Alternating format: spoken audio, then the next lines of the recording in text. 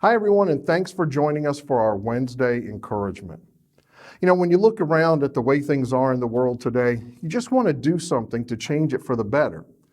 But then you can start to feel overwhelmed because there's so much that needs to change, and you're just one person. You ever felt that way? Well, we're going to talk about how to make a difference today. But first, I want to give a couple of updates. Now, as we said on our video last week, we're keeping our in-person services and meetings on hold through the end of January. We'll reevaluate things at that point and we'll update you. But for the rest of this month, we're going to be online only. That includes Celebrate Recovery also. But the Men's Open Share group is going to meet on Zoom on Tuesday nights at 7 o'clock. Our Tuesday morning men's Bible study is also meeting on Zoom for the next couple weeks. But the ladies' Bible study that had just started before we shut down, that's going to be on pause until we're meeting in person again. So if you're part of that study, Christy will let you know when that's going to be restarting.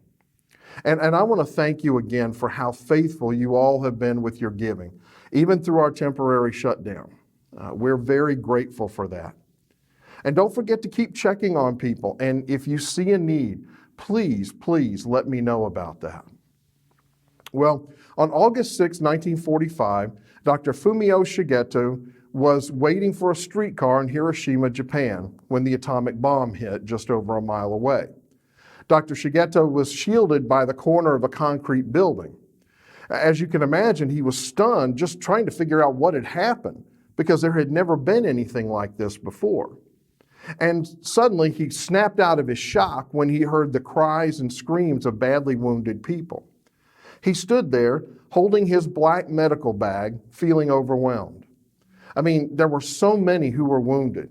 He needed hundreds of doctors and nurses and medical staff and dozens of hospitals to treat them in. And he was just one man with his medical bag. What in the world could he do? Well, what he did was he knelt down, opened his bag, and began to treat the person lying at his feet. And then he went and helped the next one. And when we look around at this world and all that it needs, it's easy to just toss our hands up and say, I'm just one person. I don't have any political power. I'm not famous. I'm not a doctor who can cure cancer. What can I do? And when we think that way, it can paralyze us and lead us to just shut down and do nothing.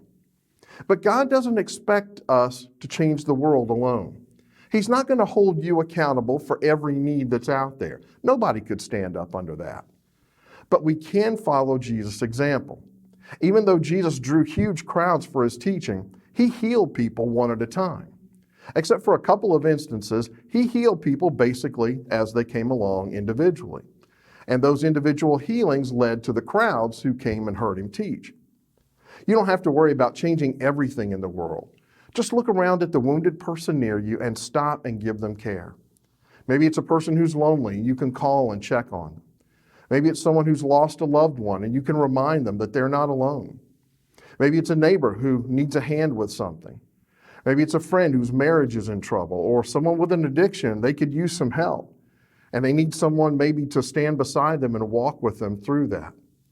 God doesn't expect us to change everything that's wrong with the world ourselves. Nobody but Jesus could bear up under that burden. But the world gets changed for the better when each of us stops and helps the wounded person lying at our feet and shows them the love of Christ.